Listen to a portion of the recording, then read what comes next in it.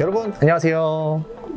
강동경의대병원 H로그입니다. 여러분 저희 오늘은 좀 평소랑 다르게 이 찍는 촬영 장소가 다르죠. 바로 요즘에 많이들 하시는 스텐트, 이렇게 시술을 하시는 시술실에 직접 나와봤습니다. 그 이유는 저희가 오늘 저희 병원에서 처음으로 경피적 대동맥 판막 치환술 이 시술에 대해서 시행을 하게 됐다고 하는데요. 저희 오늘 이 경피적 대동맥 판막 치환술 시행해 주신 양인호 교수님 모시고 이게 과연 어떤 시술인지, 그리고 어떤 환자에게 필요한지, 어떻게 치료를 하는지까지 전체적으로 한번 알아보도록 하겠습니다.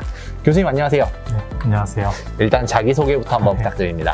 네, 저는 강동경의대병원 심장혈관내과에서 근무하고 있는 양인호라고 합니다. 교수님, 저희 병원에서 오늘 처음으로 이렇게 시술을 진행했다고 하는데, 이 경피적 대동맥 판막 치환술, 이름만 들어도 어려운데 이게 좀 어떤 시술인지 좀 설명 좀 부탁드립니다. 네, 요즘은 이제 인터넷에 검색해 보면 탑이라고도 이렇게 약자로 부르고 있습니다. 그래서 이 경피적 대동맥 판막 치환술이라고 하는 것은 대동맥 판막이라고 하는 우리 몸 안에 있는 판막이 주로는 이제 나이가 들면서 생기는 퇴행성 변화로 잘 열리지 않아서 발생하는 대동맥 판막 협착증이 이제 중증으로 굉장히 심할 때 이제 기존에는 이제 수술적으로 가슴을 열어서 하는 개흉 수술로 이제 치료를 했다면, 네. 요즘은 이제 혈관을 통해서 판막을 치환해주는 시술을 점차 많이 하고 있는 추세에 있습니다. 판막이라고 하면은 저희가 흔히 알고 있는 뭐 예를 들어서 좌심방, 우심방,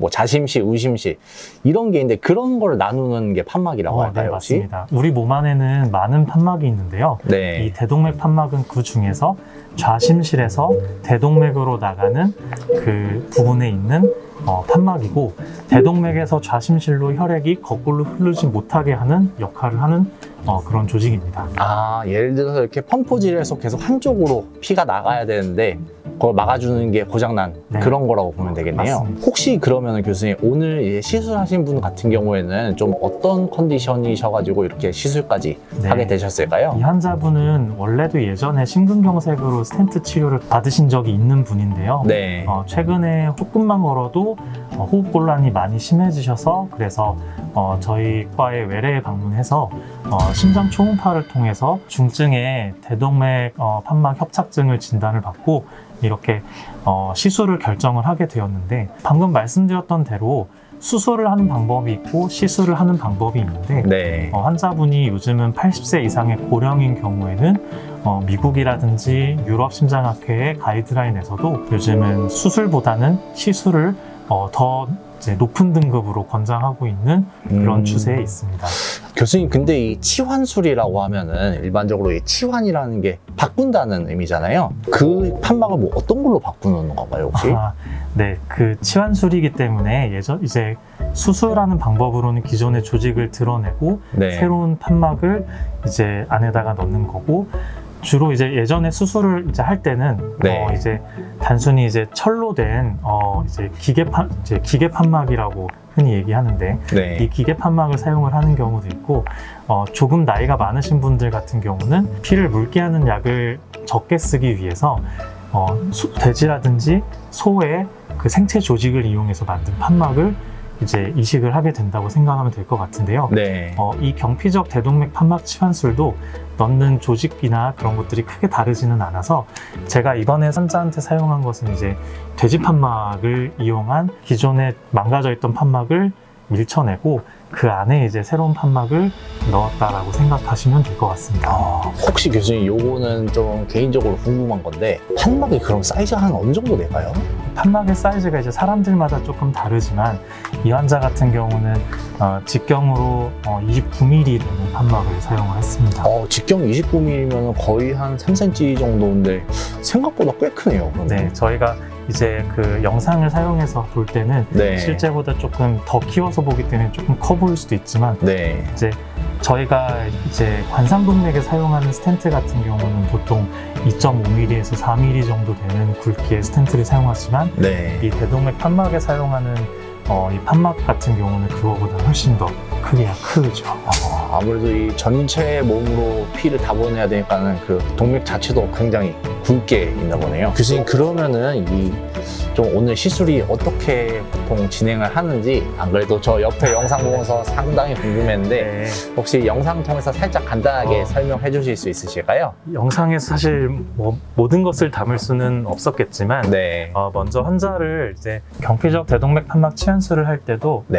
전신 마취를 하는 경우가 있습니다. 그래서 이 환자분 같은 경우도 전신 마취를 하기는 했는데요. 네. 왜냐하면은 이 경식도 초음파라고 하는 장비가 식도를 통해서 이제 그 심장의 그 판막의 위치를 잘 보기 위해서 경식도 초음파를 넣는데 지금 저 까맣게 나와 있는 네. 게 초음파 기계인가요? 까만 선이 이 경식도 초음파가 들어가 있는 상태입니다. 네. 이거를 환자가 오랜 기간 동안 목에 가지고 있으면 네. 우리도 토를 유발하려고 네, 손가락을 넣으면 이제 구토가 유발이 되잖아요. 네. 그런 것처럼 경식도 초음파 장비가 오랜 기간 목 안에 들어있으면은 그런 것들이 계속 유발이 되기 때문에 안전하게 시술을 진행할 수가 없어서 환자를 전신 마취 하에서 시술을 진행하게 되었고요. 네. 그 상태에서 요거는 이제 그 심박동기를 일시적으로 하는 그 네. 일시형 심박동기라고 하는 것인데 네. 이게 우리 심장은 계속해서 네. 이제 뛰고 있잖아요. 그렇죠. 그렇지만 심장이 계속 뛰고 있으면 이 판막을 제 위치에 안전하게 넣을 수가 없기 때문에 네. 맥박을 굉장히 빠르게 한 상태에서 그 상태에서 이 판막을 넣어야지 정 위치에 제대로 넣을 수 있기 때문에 그 심장의 박동을 조절하기 위한 일시형 심박동기를 넣었다고 생각하시면 될 것 같습니다. 네. 그래서 그 상태에서 저희가 이렇게 안에다가 이제 심장 판막을 거꾸로 거슬러서 철사를 넣었다고 생각하시면 되겠고, 네. 그 상태에서 이렇게 저거 지금 들어가는 게 판막인가요? 네, 판막이 들어있는 상태에서 네. 판막이 우리 이제 중고등학교 때 배웠던 형상기억학금이어서 네. 찬물에 담가놨다가 네. 이 혈액 안에 들어가면 온도가 이제 따뜻한 상태에 들어가면서 이게 이제 이거를 서서히 이제 풀러서 저 생체와 합금으로 이제 합쳐져 있는 그 판막이 네. 서서히 늘어나는 걸 저희가 확인을 할 수가 있습니다. 그래서 이런 식으로 펴지게 되는데 이건 사실 위치가 적절하지 못해서 위치를 다시 잡기 위해서 지금 쫙 펴졌네요. 네, 감았다가 다시 풀었고 네. 지금은 완전히 푸른 상태는 아니지만 한 3분의 2 정도 푸른 상태에서 네. 위치가 잘 들어있는지 한 5분 정도 관찰을 했고 네. 저희가 위치가 더 변하지 않는다고 판단을 해서 이런 식으로 마저 푸른 상태고요. 네. 그리고 이 판막을 전달하기 위한 장치를 다 제거하고 난 마지막 사진이라고 생각하면 될 것 같습니다. 지금 보니까 완전히 이제 딱 펴져 있는 게 네, 보이네요. 맞습니다. 저게 그러면 스텐트인가요? 아니면 판막이 펴져 있는 건가요? 판막이고요.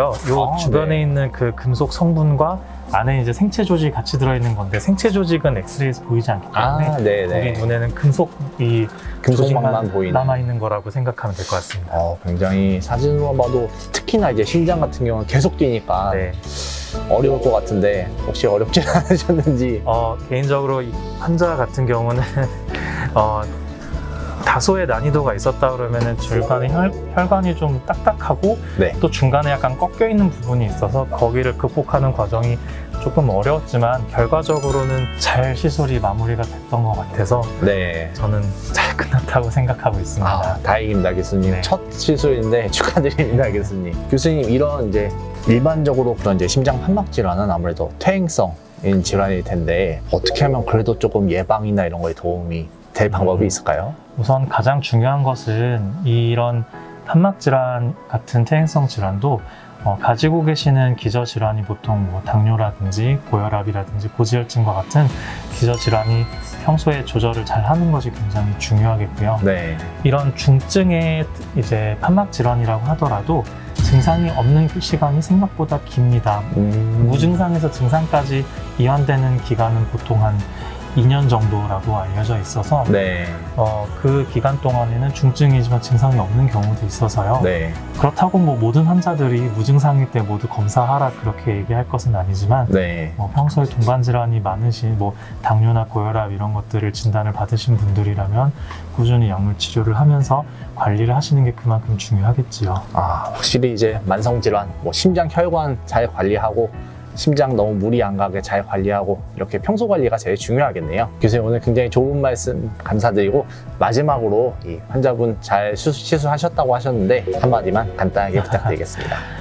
사실은 이제 걱정을 좀 했습니다. 아무래도 연세도 많으시고 또 예전에 심근경색을 앓으신 데다가 이 환자분이 사실은 콩팥 기능도 다소 떨어져 있는 상태여서 네. 여러모로 수술 위험도가 낮다고 할 수는 없는 환자였는데 다행히 결과가 좋지만 또 시술이 지금 끝난 지 얼마 안 됐으므로 앞으로 무슨 일이 생길지 모르기 때문에 조금 더 마음 졸이면서 며칠 더 잘 관찰하도록 하겠습니다. 네. 교수님 오늘 굉장히 좋은 말씀 감사드립니다.